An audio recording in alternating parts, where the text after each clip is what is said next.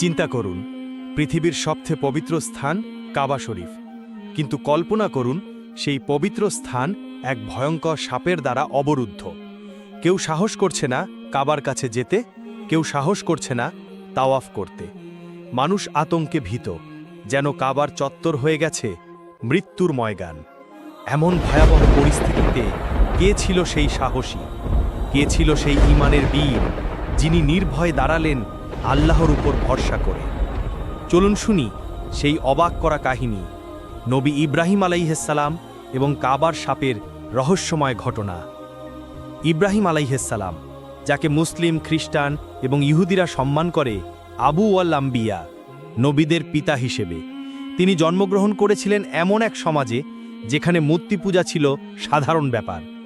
কিন্তু ইব্রাহিম আলাইহিসসালাম ছোটবেলা থেকেই আল্লাহর একত্ববাদের সন্ধান করতেন।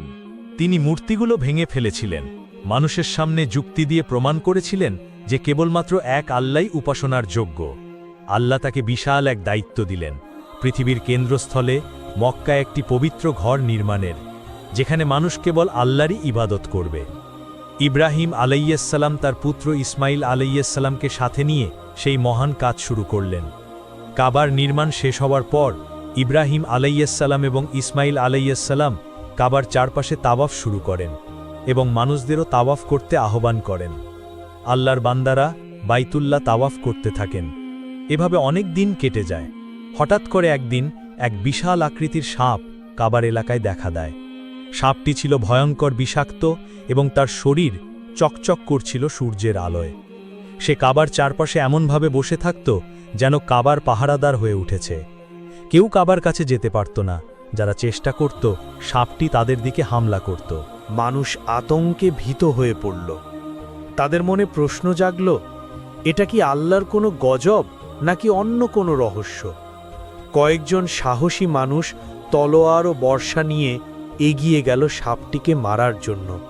কিন্তু সেই সাপ ছিল এত দ্রুত এবং ভয়ানক যে কারো সাহস হতো না তার কাছে যেতে। পুরো মক্কা অঞ্চলে এক আতঙ্ক ছড়িয়ে পড়ল। কাবার তাওয়াফ বন্ধ হয়ে গেল। কেউ আর আল্লাহর ঘরের কাছে যেতে সাহস করত না। এই ভয়ানক সংকটের সময় ইব্রাহিম আলাইহিসসালাম একমাত্র ব্যক্তিত্ব যিনি মাথা নত করেননি। তিনি জানতেন এই সমস্যা মানুষের শক্তিতে সমাধান হবে না, এই সমাধান হবে শুধু আল্লাহর সাহায্যের মাধ্যমে।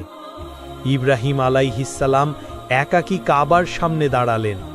তিনি আল্লাহর কাছে হাত তুললেন এবং কান্না ভেজা কণ্ঠে দোয়া করলেন, হে আমার রব, তুমি তো এই ঘরকে মানব জাতির জন্য বরকতময় করেছ। তুমি তো এই ঘরের রক্ষক। হে আল্লাহ, তুমি আমাদের এই বিপদ থেকে রক্ষা করো। তার দোয়া শেষ হতেই একটি আশ্চর্য ঘটনা ঘটল। আকাশ থেকে এক প্রবল শব্দে বজ্রপাত হল। সাথে সাথে সাপটি পাথরের মতো শক্ত হয়ে গেল। সে আর নড়ল না, আর হুমকি দিল না। মানুষ এগিয়ে গিয়ে দেখল, সত্যিই সাপটি পাথরে পরিণত হয়েছে। আল্লাহর কুদরত প্রকাশিত হল। এক মুহূর্তে একটি জীবন্ত সাপকে জমাট পাথরে পরিণত করে দিলেন মহান আল্লাহ। মানুষ দলে দলে এসে কাঁদতে লাগল আর আল্লাহর শুকরিয়া আদায় করল। আজও কাবা শরীফ আমাদের সামনে দাঁড়িয়ে আছে ঈমানের প্রতীক হয়ে। আজও কোটি কোটি মানুষ সেই ঘর তাওয়াফ করছে ইব্রাহিম আলাইহিসসালামের দোয়ার বরকতে। ঠিক এমনই এক ভয়ঙ্কর সাপের ঘটনা ঘটেছিল আল্লাহ তাআলার বিখ্যাত ওলি আবুল হামিরের সাথে। আল্লাহর ওলি আবুল হামির ছিলেন একজন শিকার প্রিয় মানুষ। শিকারের প্রতি তার ছিল প্রচণ্ড ঝোঁক। অভ্যাস মতো তিনি একদিন শিকার ধরার উদ্দেশ্যে জঙ্গলে গেলেন। সেখানে গিয়ে শিকার খুঁজতে লাগলেন। তার সম্পূর্ণ মনোযোগ তখন শিকার খোঁজার প্রতি নিবদ্ধ ছিল। তখন হঠাৎ একটি সাপ তার সামনে চলে আসলো। এতে আবুল হামির ঘাবড়ে গেলেন। আশ্চর্যের বিষয় এই যে সাপটি তার সামনে দাঁড়িয়ে মানুষের মতোই সুন্দর করে কথা বলতে লাগলো। সাপটি বলল, ওহে আবুল হামির, আল্লাহর ওয়াস্তে আমার প্রতি একটু দয়া করো, আল্লাহ তোমাকে দয়া করবেন। সাপের মুখে এমন কথা শুনে তিনি বিস্মিত হলেন। মনে মনে বললেন, সাপ আবার কথা শিখল কবে থেকে? তিনি সাপ দেখে ভিতরে ভিতরে আতঙ্কিত হলেও মুখে তা প্রকাশ না করে জিজ্ঞাসা করলেন, তুমি এমন কি বিপদে পড়ে আছো যে আমার দয়া ও সাহায্য তোমার প্রয়োজন? সাপটি বলল, আমার প্রাণঘাতী শত্রু আমাকে হত্যা করার জন্য তাড়া করেছে। আমাকে পেলেই এক্ষুনি সে আমাকে ধরে হত্যা করে ফেলবে। আবুল হামির বললেন, তুমি কার উম্মত? সাপ উত্তরে বলল, আমি মুহাম্মদ সাল্লাল্লাহু আলাইহি ওয়াসাল্লামের উম্মত। সাপের কথায় আবুল হামিরের কোমল হৃদয় আরও কোমল হয়ে উঠল। সাপের ব্যথাতুর কণ্ঠস্বর তার হৃদয়ে শক্তভাবে আঘাত আনল। মনে মনে বললেন, বিপদগ্রস্তের বিপদে সাহায্য করাই তো আমার কাজ। সুতরাং আল্লাহর সৃষ্টি আমার দ্বারা যদি কিছুটা হলেও উপকার পায় তাতে ক্ষতি কি? এইসব কথা ভাবতে ভাবতে পরিণামের কথা চিন্তা করার সুযোগ পেলেন না তিনি সাপটিকে লুকিয়ে রাখার উদ্দেশ্যে সাথে সাথে নিজের চাদর বিছিয়ে দিয়ে বললেন, এর ভিতরে প্রবেশ করো। সাপটি বলল, শত্রু তো এর মধ্যে আমাকে দেখে ফেলবে। তিনি বললেন, আমি যা বলি তাই শোনো, তুমি আমার চাদরের ভিতর নির্ভয়ে প্রবেশ করো, আমার বুক বরাবর এসে পেঁচিয়ে বসে থাকো। সাপ বলল, আমার খুব ভয় হচ্ছে, মনে হচ্ছে শত্রু আমাকে এখানে দেখে ফেলবে। আবুল হামির বললেন, তাহলে আমি কি করতে পারি, তুমি বলো। সাপ বলল, আপনি যদি আমার মঙ্গল কামনা করেন তবে দয়া করে আপনার মুখখানা হা করুন, আমি সেখান দিয়ে প্রবেশ করে আপনার পেটের মধ্যে অল্পক্ষণের জন্য আত্মগোপন করে থাকব। আবুল হামির বললেন, এবার তুমি আমাকে কঠিন পরীক্ষায় ফেললে। একমাত্র আল্লাহ ছাড়া যদিও আমি কোনো কিছুতে ভয় পাই না, তথাপি তোমার এই প্রস্তাবে আমার কেন যেন ভয় হচ্ছে। আমার আশঙ্কা হচ্ছে শেষ পর্যন্ত তুমি আমাকে ধ্বংস করে ফেলবে কিনা। সাপটি বলল, আমি আল্লাহ ও তার রসুল, সমস্ত ফেরেশতা এবং আকাশের সমুদয় বাসিন্দাদের সাক্ষী রেখে বলছি, আমি আপনার কোনো ক্ষতি করব না। শত্রু চলে যাওয়ার পরই আমি বের হয়ে যাব। আবুল হামির বললেন, ঠিক আছে, তবে তুমি তোমার এত বড় শরীর নিয়ে আমার মুখের ভেতর দিয়ে কিভাবে প্রবেশ করবে, আর আমার পেটের ভেতরেই বা থাকবে কিভাবে? সাপটি তখন বলল, আমি সাধারণ কোনো সাপ নই, আমি আমার আকার পরিবর্তন করতে পারি। আমি অত্যন্ত ছোট হয়ে আপনার মুখের ভেতর দিয়ে প্রবেশ করে আপনার পেটের ভেতর অবস্থান করব। আপনি কিছু বুঝতেই পারবেন না এবং আপনার কোনো কষ্টই অনুভূত হবে না।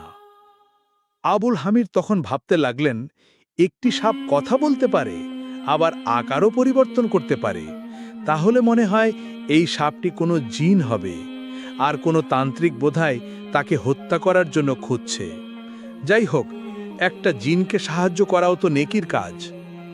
এই মনে করে তিনি সাপটিকে বললেন, ঠিক আছে, তবে তাই হোক। এই বলে আবুল হামির মুখ খুলে দিলেন। সাপটি ধীরে ধীরে মুখের ভেতর প্রবেশ করে পিঠে চলে গেল।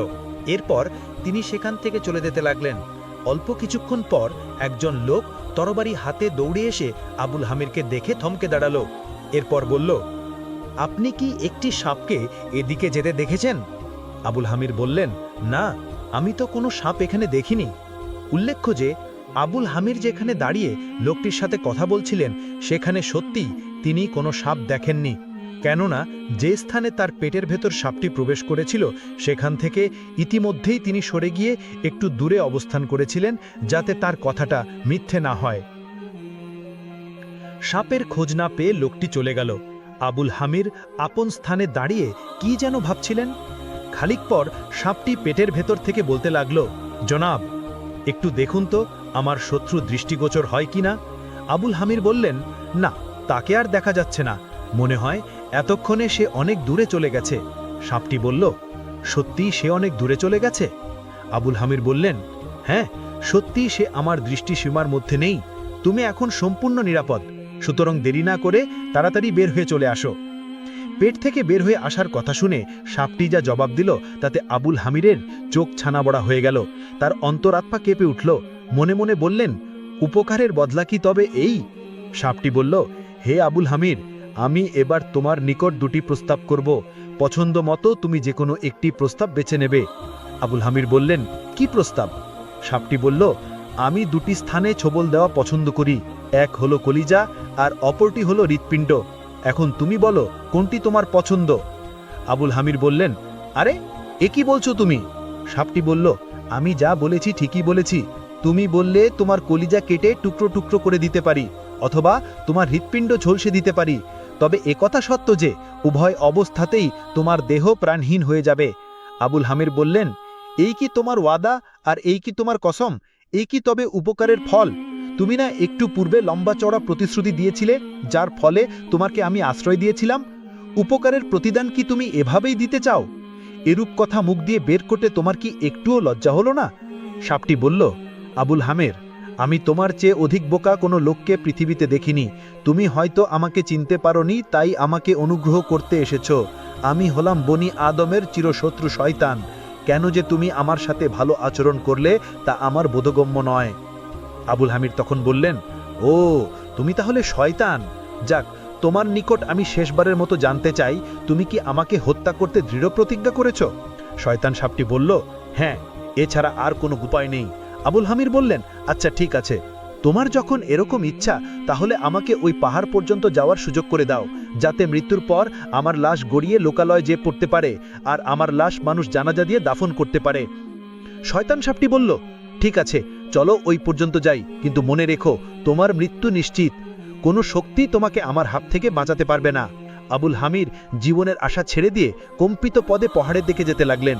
সেখানে যাওয়ার পর খুব মনোযোগ সহকারে তিনি একটি দোয়া পাঠ করলেন।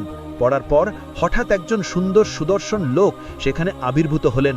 তার দেহ সুগন্ধিযুক্ত ও পোশাক অত্যন্ত মার্জিত। তিনি আবুল হামিরকে সালাম দিয়ে জিজ্ঞাসা করলেন, আপনাকে এত চিন্তিত দেখাচ্ছে কেন? আবুল হামির বললেন, এক দুশমন আমাকে কষ্ট দিচ্ছে, এই জন্যই আমি এত চিন্তিত। লোকটি জিজ্ঞাসা করল, আপনার দুশমন এখন কোথায়? আবুল হামির বললেন, আমার পেটের ভেতর। লোকটি অবাক হয়ে জিজ্ঞাসা করল, পেটের ভেতর দুশমন? আবুল হামির বললেন, হ্যাঁ, পেটের ভেতর থেকে সে আমাকে হত্যা করার পরিকল্পনা নিয়েছে। আমি তার উপকার করেছিলাম, আর সেই উপকারের বদলা সে এভাবেই দিতে দৃঢ় প্রতিজ্ঞ। লোকটি বলল, সে তাহলে বিশ্বাসঘাতক ও প্রতিশ্রুতি ভঙ্গকারী। হ্যাঁ, অবশ্যই, এমনটি আমি জীবনেও দেখিনি। সে আপনার সাথে বিশ্বাসঘাতকতা করে পাপ করেছে, তার শাস্তি তাকে অবশ্যই পেতে হবে। আপনি এক কাজ করুন, মেহেরবানি করে মুখটা একটু হাঁ করুন। আবুল হামির মুখ খুলে দিলেন। সাথে সাথে লোকটি জাইতুন পাতার মতো একটি পাতা তার মুখে দিয়ে বললেন, এটা চিবিয়ে গিলে ফেলুন। আবুল হামির নির্দেশ পালন করলেন। সঙ্গে সঙ্গে তার পেটে পাক খেতে শুরু করল, আর সাপটি খণ্ড বিখণ্ড হয়ে বেরিয়ে এলো। এতে তার অন্তরে যে ভয় ভীতি ছিল তা একেবারেই দূরীভূত হয়ে গেল। এবার আবুল হামির লোকটিকে সম্বোধন করে বললেন, ভাই, আপনার পরিচয় কি? আমার এই বিপদের সময় কোত্থেকে আপনি আসলেন? আপনার উসিলায় আল্লাহ পাক আমাকে খুবই অনুগ্রহ করেছেন, মুক্তি দিয়েছেন সীমাহীন পেরেশানি থেকে, তাই দয়া করে বলুন, আপনি কে? লোকটি মুচকি হেসে বললেন, আপনি কি সত্যি আমাকে চিনতে পারেননি? আবুল হামির বললেন, না ভাই, খোদার কসম, সত্যি আপনাকে চিনতে পারিনি। লোকটি বলল, আমার নাম মারুফ, আমি চতুর্থ আসমানের ফেরেশতা। আপনি যখন চরম বিপদে নিপতিত হয়ে আকাশের দিকে চেয়ে মহান আল্লাহর দরবারে কাতর স্বরে প্রার্থনা করেছিলেন, তখন 7 আসমানের সকল ফেরেশতা আপনার জন্য আল্লাহর নিকট সাহায্যের ফরিয়াদ করেছিল। তখন আল্লাহ পাক বলেছিলেন, আমার বরত্বের মহত্বের কসম, আমার বান্দার সহিত যে আচরণ করা হয়েছে তার সবই আমি দেখেছি, আমি অবশ্যই তাকে সাহায্য করব। অতঃপর আল্লাহ পাক আমাকে আদেশ দিয়ে বললেন, মারুফ, তুমি বেহেশত থেকে দুর্বা গাছের একটি পাতা নিয়ে আমার বান্দা আবুল হামিরের কাছে চলে যাও, অতঃপর উহা তাকে খাইয়ে দিও। আমি সঙ্গে সঙ্গে আল্লাহর হুকুম পালন করলাম। এরপর কি হলো তা তো আপনি স্বচক্ষে দেখলেন। ফেরেশতার কথা শেষ হলে আবুল হামির এত বড় অনুগ্রহের জন্য মহান আল্লাহর শুকরিয়া আদায় করলেন। তারপর ফেরেশতাকে বললেন, আমাকে একটু নসিহত করুন। ফেরেশতা বললেন, সর্বদা লোকদের সাথে সদ্ব্যবহার করবেন, মন্দ আচরণের ধারে কাছেও যাবেন না। মনে রাখবেন, নেক কাজ পাপের কারণে আগত বিপদ আপদ থেকে মানুষকে হেফাজত করে। যিনি নেককার পরহেজগার, তার সম্মান ও মূল্যায়ন অনেক সময় লোকেরা না করলেও মহামহিম আল্লাহ ঠিকই করেন। সুবহানাল্লাহ।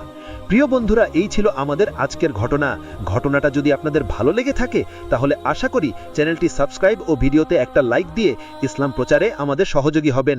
আল্লাহ তাআলা আমাদের সকলকে পরিপূর্ণ ঈমানদার হওয়ার তৌফিক দান করুক। আমিন।